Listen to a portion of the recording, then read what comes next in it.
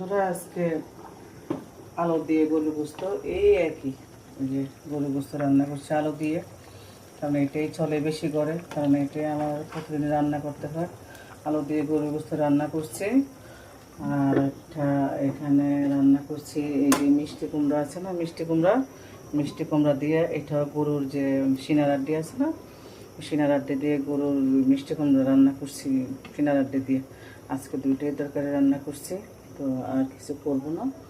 রান্নাটা আমার এখানে শেষ। আলুটা আমি আরেকটু দমে দিয়ে রাখবো, কারণ আলু আরও হবে হয়নি, কারণ চুলার যেহেতু আগুন কম।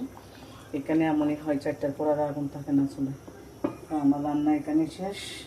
বন্ধুরা কি বলবো, আমরা তো এমন একটা এলাকার মাঝে থাকি যেটাকে বলে শিল্প এলাকা।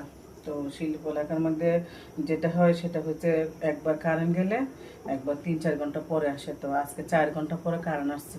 তো কারেন্ট যখন আসে না, আমি মশলা ব্লান্ডার করতে পারতেছি না, মানে মশলা ব্লান্ডার না করলে আমি রান্না কী দিয়ে, মানে রান্নাটা করবো কী দিয়ে। তো কারেন্ট আসছে 4 ঘন্টা পরে, তো রান্না আমার দেরি হয়েছে। তো এরকম সবসময় হয়, একবার গ্যাস গেলে 4-5 ঘন্টা পরে আসবে, আর একবার কারেন্ট গেলেও 4-5 ঘন্টা পরে আসবে।